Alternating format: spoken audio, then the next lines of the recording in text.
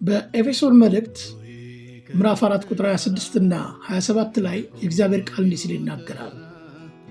ተቆጡ፣ ኃጢአትንም አታድርጉ፣ በቁጣችሁ ላይ ፀሐይ ግባ፣ ለዲያብሎስም ፈንታ አትስጡት ይላል። ለዲያብሎስም ፈንታ አትስጡት። ዲያብሎስ ፈንታ፣ ዲያብሎስ እድል፣ ዲያብሎስ መግቢያ የሚያገኝበትን አይነተኛ ምክንያት ጳውሎስ ሲናገር ሰዎች ኃጢአት በሚያደርጉበት ሰዓት፣ ሰዎች በቁጣቸው ፀሐይ በሚገባበት ሰዓት እንደሆነ በግልጥነት ሲናገር እናያለን። አትቆጡ አይልም። ተቆጡ ግን በቁጣችሁ ፀሐይ አይግባ ይላል። ቁጣችሁ ማደር የለበትም። ለእርቅ ዝግጆች፣ ለንግግር ዝግጆች፣ ለውይይት ዝግጆች፣ ለይቅርታ ዝግጆች ሁኑ። ጠቡን፣ ቁጣውን ፀሐይ ሳይገባ ፍቱት ማለት ነው። አለበለዚያስ ዲያብሎስ ፈንታ ያገኛል፣ ዲያብሎስ እድል ያገኛል። ስለዚህ ወንድም እህቴ ሆይ ይሄ መልእክት እንደደረሰ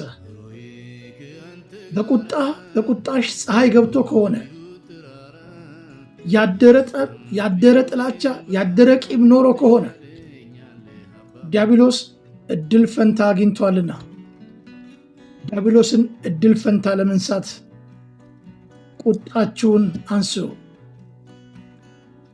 በቁጣችሁ ፀሐይ አይግባ። ለእርቅ ተዘጋጁ፣ ለውይይት ተዘጋጁ፣ ለንግግር ተዘጋጁ፣ ለምህረት ተዘጋጁ።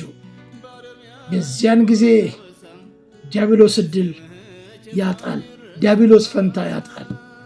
ስለዚህ ዲያብሎስን ፈንታ ማሳጣት ፈልጋለሁ፣ እድል ማሳጣት ፈልጋለሁ፣ ስፍራ ማሳጣት ፈልጋለሁ የምትሉ ወንድሞቼና እህቶቼ ሆይ በቁጣችሁ ፀሐይ አይግባ፣ ኃጢአትንም አታድርገው።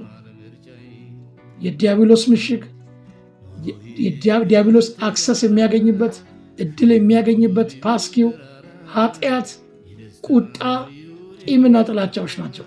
ስለዚህ በፍቅር በሰላምና በምህረት በመኖር ዲያብሎስን እድል ንሱት። የእግዚአብሔር ጸጋ ይብዛላችሁ። አሜን።